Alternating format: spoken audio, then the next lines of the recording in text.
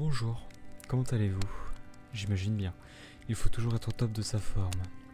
Bien, à propos de l'orbe, j'aurais aimé vous dire que celle-ci avait changé de couleur, ou qu'elle parle, ou qu'elle avait redémarré le temps, mais non, rien n'y fait. Elle reste muette en toutes circonstances. Néanmoins, elle m'apaise, comme si elle était là pour quelque chose de bien précis qui va arriver. J'ai hâte de voir cela. Mais pendant ce temps, nous allons visiter les tréfonds des nouvelles de Grimt et voyons ce qu'un esprit est capable d'écrire. Pour cela, rien de bien compliqué, nous allons faire voyage dans la conscience d'un homme à travers l'hypnose. Est-ce la réalité? Oui, ça l'est. Et c'est aussi le titre de cette nouvelle. Allons-y.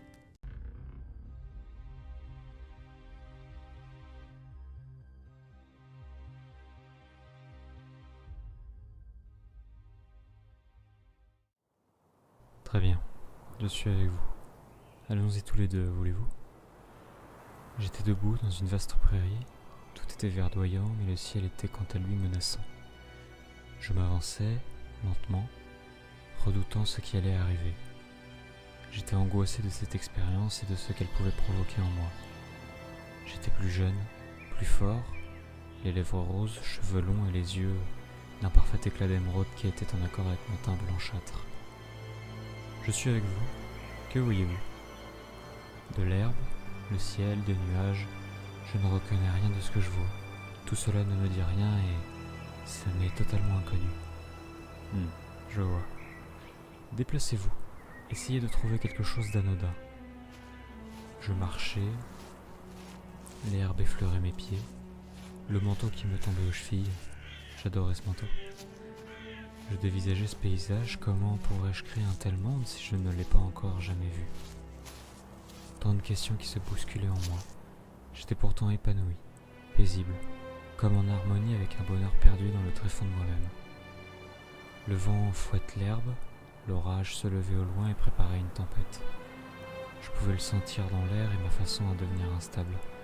Je ne suis pas à l'aise quand l'orage approche. Je pouvais apercevoir des éclairs au loin qui foudroyaient l'horizon avec magnificence.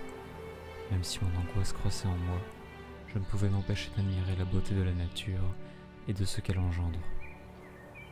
Les nuages en devenaient bleus, d'un bleu très profond et parfois sombre. Je restais pris de ce spectacle jusqu'à qu'on me rappelle. Faites attention, il faut que vous m'entendiez. Répondez-moi. Êtes-vous toujours avec moi? Parfaitement. Excellent. Où en sommes-nous? Êtes-vous toujours dans cette fameuse prairie? Oui. Bien. Des choses ont changé? Un orage approche. Ah. Bon. Sachez que je suis encore avec vous et que je resterai avec vous. Il faut cependant que vous avanciez seul. Je ne suis pas apte à vous rejoindre, vous comprenez. Je vais faire de mon mieux. Le ciel s'assombrissait à une hâte stupéfiante. La pénombre faisait tomber son courroux sur la prairie. Tout devenait sombre. L'herbe s'agitait d'une façon inhabituelle, le vent était cataclysmique. Ma respiration se faisait haletante. Mon cœur s'emballait rapidement. Calmez-vous, calmez-vous. Je suis encore là, vous êtes trop agité. Tout va bien se passer. Je crois en vous. Continuez, vous pouvez le faire. J'ai peur. J'ai très peur. Ce n'est rien. Prenez ma main. Je ne la sentais aucunement. J'étais trop concentré sur mon envie de me calmer. Je ne remarquais pas que la tempête était de plus en plus proche de moi. Et que... Impossible. Je vois un grand œil. Un grand œil, dites-vous? Il vous regarde? Il me fixe. Bien. Il va falloir en savoir plus. De quelle couleur est cet œil? Comme les miens. Ils sont verts. Ils sont d'une épaisse brume. Ils ne se dévoilent pas, restant à distance de moi. Mon angoisse prenait le dessus sur moi. Je me sentais réellement une oppression constante. Comme si cet œil qui me regardait transperçait ma chair, mes muscles et mes os pour connaître la substance et la composition de mon âme. J'étais sur le point de perdre mon sang-froid. Le visage se distinguait à peine des nuages, mais je ne pouvais déceler aucune forme, si le mot est juste, et parmi les nuages, noirs de colère étonnant sur la vallée, je pouvais nettement voir un œil, au milieu, qui me fixait, ne bougeant pas et voyant tout ce qui était en moi. Sortez-moi de là. Je vous demande pardon? Pourquoi? Que voyez-vous? Sortez-moi d'ici, s'il vous plaît. Il s'agitait comme si le diable en personne avait pris le contrôle de son corps. L'autre homme était abasourdi, tentant de retenir les gestes inconscients de l'infernal.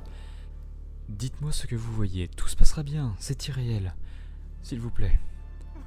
L'homme était en train de pleurer, suppliant son interlocuteur de mettre fin à tant de souffrance. Bien, très bien.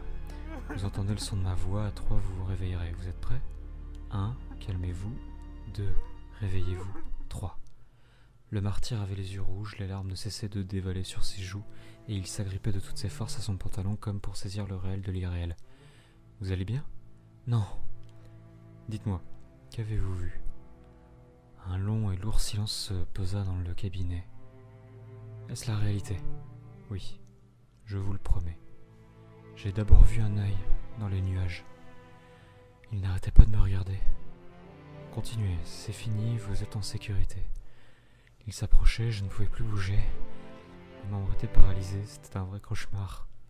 Il était tout près de moi.